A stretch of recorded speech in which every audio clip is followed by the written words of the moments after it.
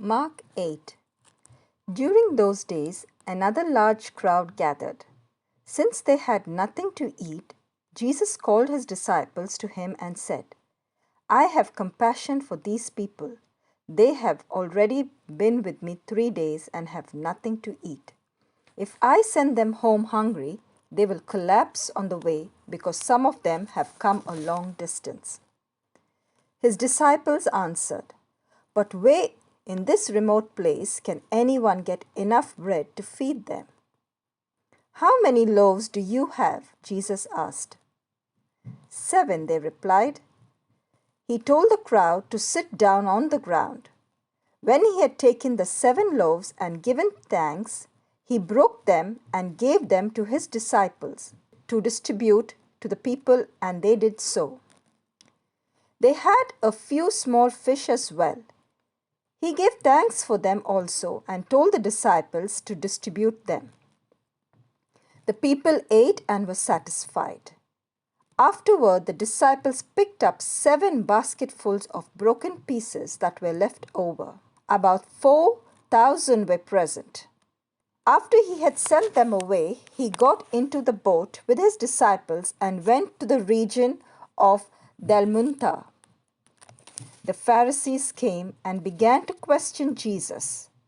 To test him, they asked him for a sign from heaven. He sighed deeply and said, Why does this generation ask for a sign? Truly I tell you, no sign will be given to it. Then he left them, got back into the boat, and crossed to the other side. The disciples had forgotten to bring bread, except for 1 loaf they had with them in the boat. Be careful, Jesus warned them. Watch out for the yeast of the Pharisees and that of Herod. They discussed this with one another and said, It is because we have no bread.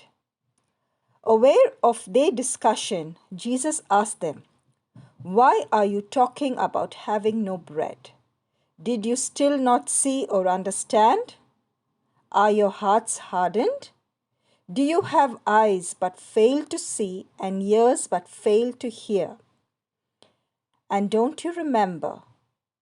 When I broke the 5 loaves for the 5,000, how many basketfuls of pieces did you pick up? 12, they replied.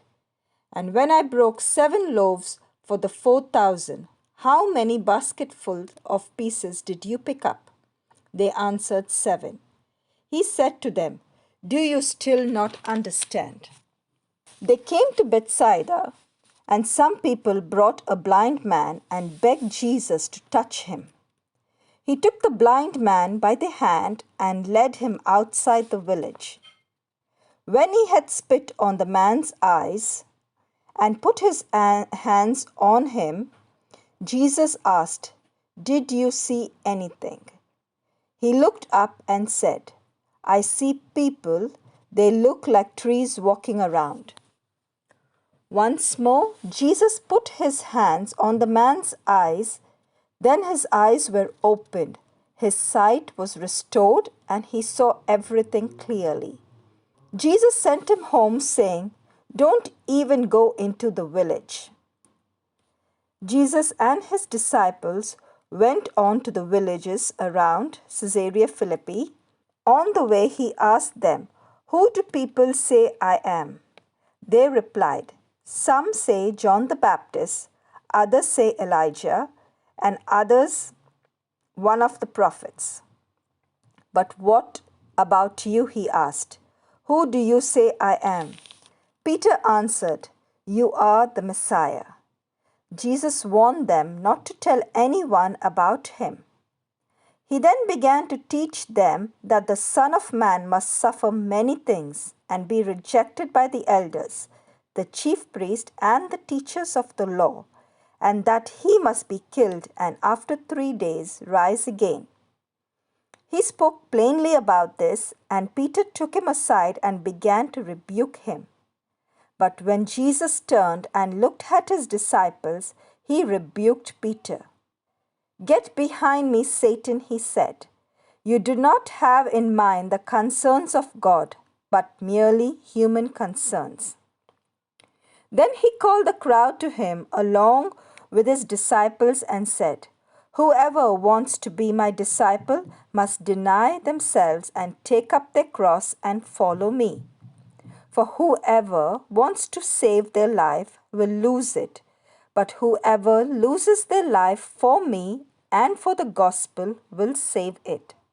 What good is it for someone to gain the whole world yet forfeit their soul? Or what can anyone give in exchange for their soul? If anyone is ashamed of me and my words in this adulterous and sinful generation, the Son of Man will be ashamed of him when he comes in his Father's glory with the holy angels."